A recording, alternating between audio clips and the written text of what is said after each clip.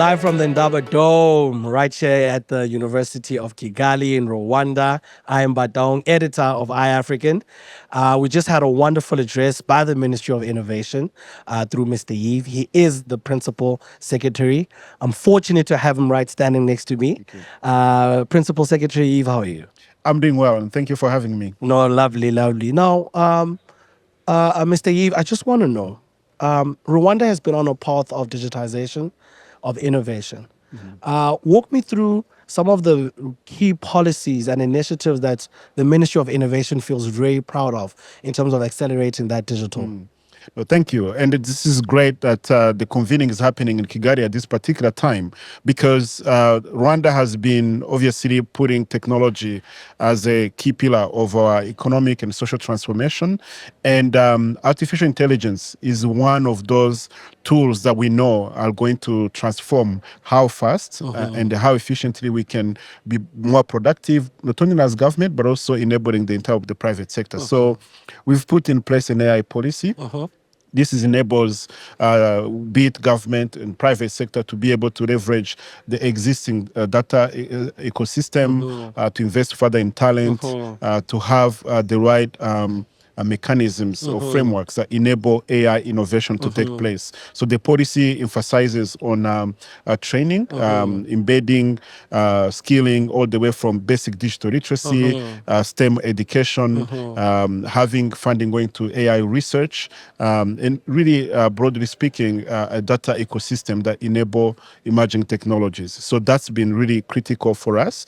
And the second most important thing is really been looking at the talent. We have, like many countries on the continent, the youngest population. Rwanda, like other countries on the continent, has that privilege. So we are looking at how can we double down our efforts in terms of training. So when you look at the partnerships we've had with institutions at the Carnegie Mellon University that has Africa campus here in Rwanda, training cohorts of 300 plus masters in AI, in data science, in IT from more than 20 countries on the continent. So we are having the training happening here in the country, servicing the rest of the continent.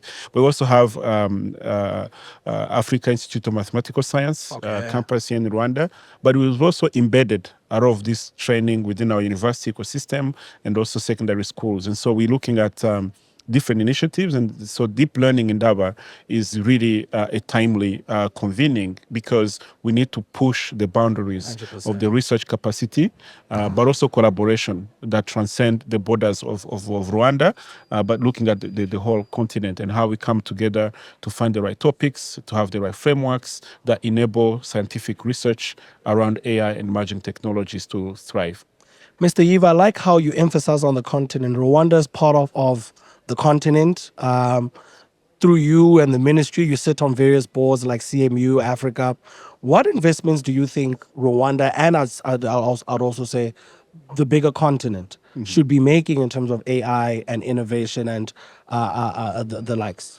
Today, when you look at the challenges that limit most of our innovators, researchers, those are looking really to tap into emerging technologies, it's really two things. One, there is the skilling. I think when you look at the global representation of African talent in driving AI innovation, we are very underrepresented. And yet we have a youngest population. So I think we need to double down on making sure that our talent or researchers, innovators access the right programs that can nurture these skills around AI.